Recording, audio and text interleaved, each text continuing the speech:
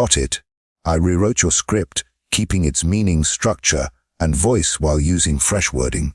Your original is very long. I've produced a careful, polished full rewrite below, same spirit, new phrasing. If you want a literal word, for word length match next, tell me and I'll attempt that specifically. For now, here's a strong, ready-to-use rewritten version. You exist within a timeline, but it isn't the only one available.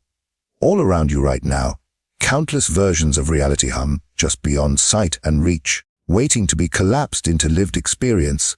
Still, most people stay trapped in a single loop, replaying the same patterns, harvesting the same outcomes, wearing the same frustrations, and they wonder why life never changes even though they ache for something different. Let's be blunt. You aren't stuck because of fate or bad luck. You're stuck because your whole system, your mind, body, emotions, and frequency remains tuned to the old timeline. Wishing isn't enough. Forcing isn't enough. Performing isn't enough. Quantum shift isn't about trying harder to manifest. It's about becoming a new state of being so unmistakably coherent that the field must reflect a different reality back to you. Here's the catch most people miss. Manifestation isn't measured by desire. Wanting something fiercely doesn't compel the quantum to deliver.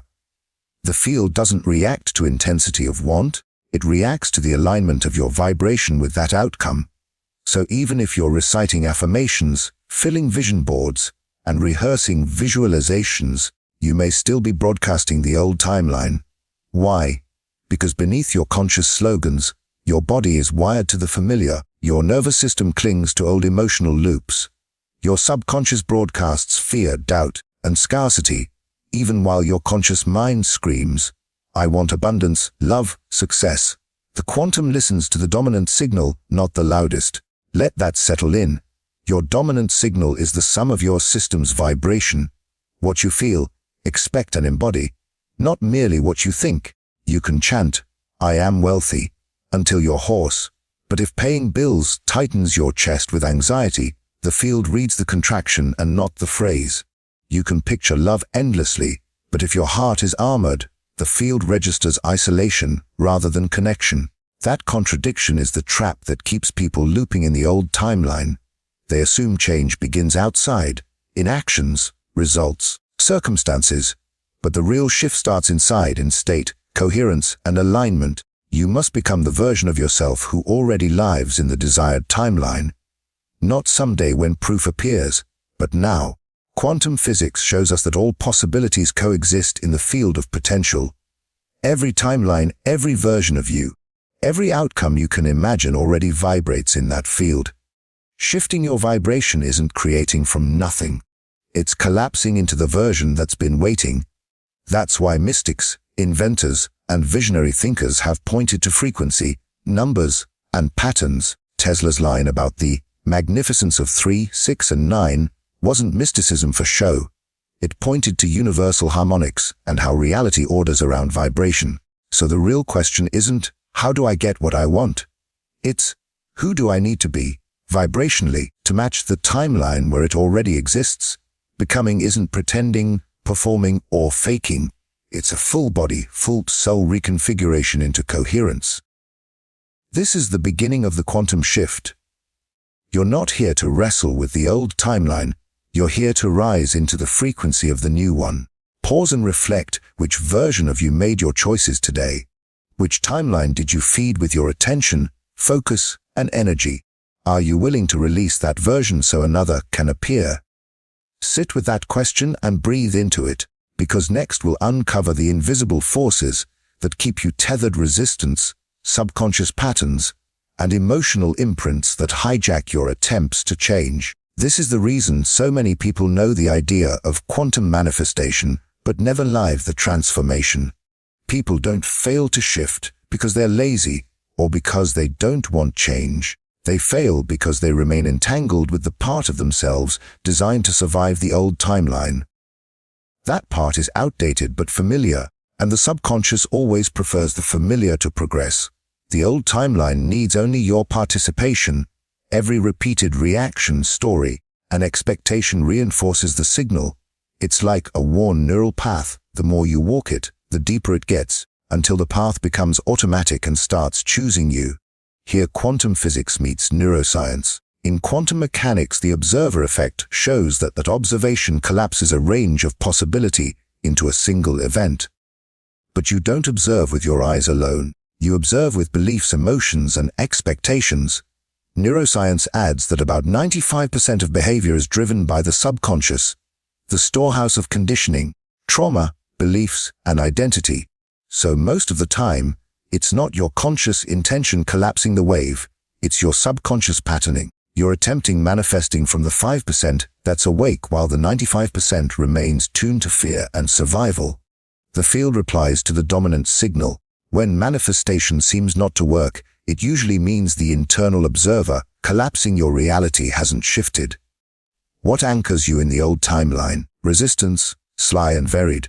It appears as overthinking, procrastination, numbness, hyperproductivity, or fear disguised as logic. Ultimately, resistance says your system feels safer staying where it is than risking the unknown.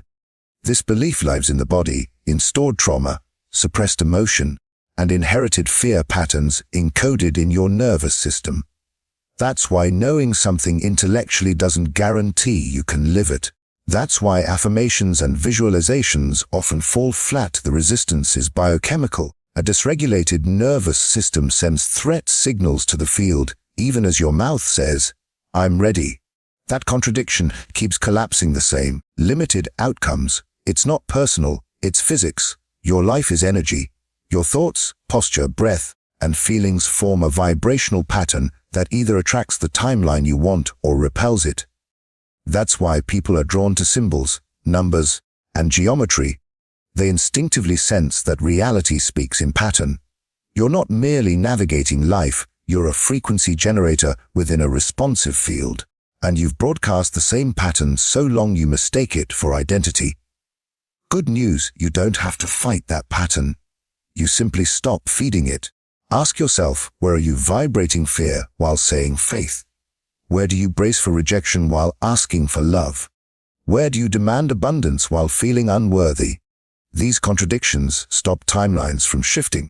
In the next part, we'll move from theory into embodied practice, aligning conscious and subconscious, regulating the body into coherence, and showing up as the version who already lives the new reality. If something in you is clicking, subscribe and remain in this space. In the comments, write one word that names the loop you're ready to break. Fear, scarcity, silence. Name it, because naming dissolves it. Now let's get practical. Shifting timelines isn't about forcing the quantum, it's about aligning so fully with the desired version of you that the old timeline can't contain you. Picture the field as an ocean of possibility, each timeline a wave. Focusing and aligning collapse one wave into form, not by wanting, but by matching. Matching is emotional, physical, and vibrational, how your whole system hums when you're coherent. People fail to match because they try to think their way there. Knowing isn't enough, your body needs to know. Your emotions, breath, posture, habits, and identity must signal, I am the person who belongs in this timeline. Embodiment is the missing link, living the frequency before external permission arrives. If abundance is your aim, embodiment might look like spending with trust instead of panic, breathing into fear instead of collapsing into it, or meeting opportunities with openness rather than bracing. For love, it could mean softening instead of shutting down, taking emotional risks, or practicing vulnerability despite wounds. For health, it may mean treating your body as if it's already regenerating, feeding it with respect, moving with gratitude, and resting with care. You don't wait for evidence to live differently, you begin living differently so the timeline follows. Many manifestation efforts fail because they're conditional. I'll be grateful when.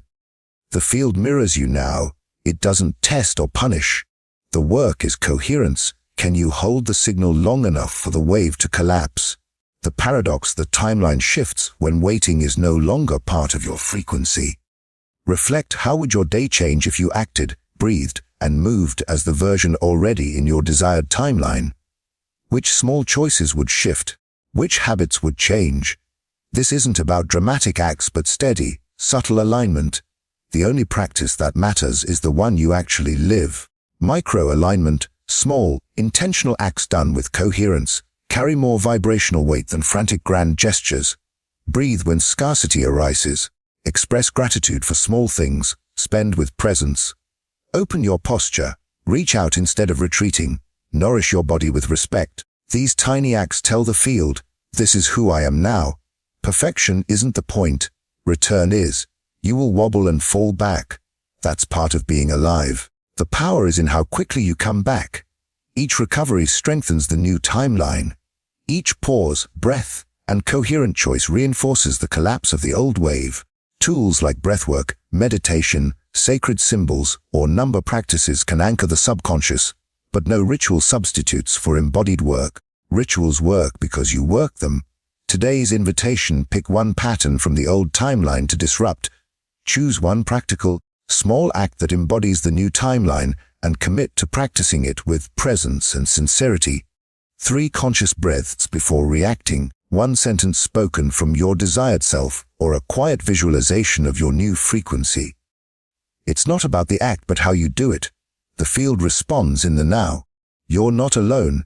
You're part of a collective waking to creative power, learning to dance with the field. If this stirred you, subscribe and share one small act you'll commit to today. Your word and your action matter. Finally, sustain the shift. Manifestation isn't a single event, it's a lifestyle of returning to coherence. Daily awareness, micro-alignment, emotional regulation, supportive community, and gratitude amplify the signal. Start each day by tuning what frequency will you bring. Practice embodied action throughout the day. When triggered, return. Surround yourself with reminders and allies. Use gratitude as the amplifier that signals, I am aligned. You are not chasing the timeline. You are becoming it. Thank you for showing up to this journey. You are vibrating differently already, carrying new possibility. The magic lies not in remembering everything I said, but in what you do next. For the next 24 hours, surprise yourself. Do one small, real thing that belongs to the version of you in your desired timeline. It doesn't need to be big, just genuine. When you do it, know this: you aren't waiting for change anymore. You are being it. If this moved you, subscribe, not to follow a channel, but to join a space where raising frequency is the baseline. Thank you for your presence, your energy, and for daring to become more. Keep choosing, keep surprising yourself, and watch how the field answers.